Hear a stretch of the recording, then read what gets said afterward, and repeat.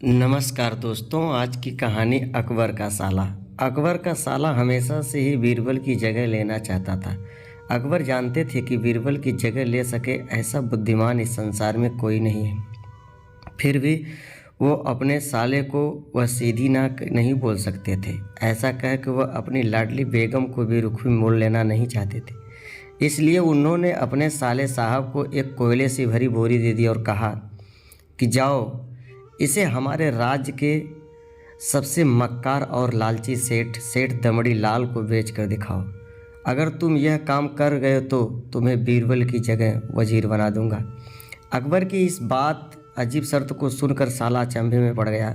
वह कोयले की बोरी लेकर चला तो गया, पर उसे पता था कि वह सेठ किसी बातों में आने वाला नहीं, ऊपर से उसे उल्टा ही चूना लगा देगा। हुआ भी यही कि सेठ दमड़ी लाल ने कोयले की बोरी के बदले एक ढेला भी देने से इनकार कर दिया। साला अपना सा मुँह लेकर महल वापस लौट आया और अपनी हार स्वीकार कर ली। अब अकबर ने वही काम बीरबल को करने को कहा।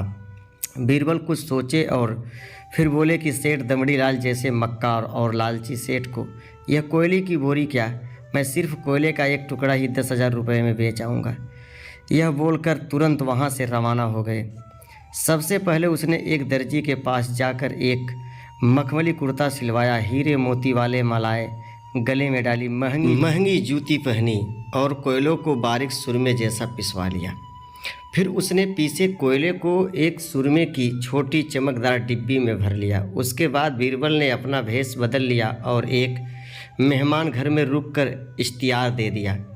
एक बगदाद से बड़े शेख आए हैं जो करिश्माई सुरमा बेचते हैं, जिसे आँखों में लगाने से मरे हुए पूर्वज दिख जाते हैं, और यदि उन्होंने कोई धन गाड़ा है तो उसका भी पता बताते हैं। यह बात शहर में आग की तरह फैल गई।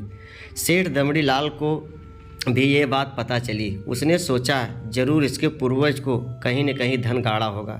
उसने तुरंत शेख बने बीरबल को संपर्क किया और सुरमे की डिब्बी खरीदने की पेशकश की। शेख ने डिब्बी के 20,000 रुपये मांगे और मोल भाव करते करते 10,000 में बात तय हुई। पर सेठ भी होशियार था। उसने कहा, मैं अभी तुरंत ये सुरमा लगाऊंगा और अगर मुझे मेरे पूर्वज नहीं दिखे तो मैं पैसे वापस लूँगा। बीरबल बोला, बिल्कुल आप ऐसा कर सकते हैं। चलिए शहर के चौराहे पर चलिए और वहाँ इसे तुरंत, अभी देर न करिए और तुरंत जांच लीजिए। सुरमे का चमत्कार देखने के लिए भीड़ इकट्ठा हो गई।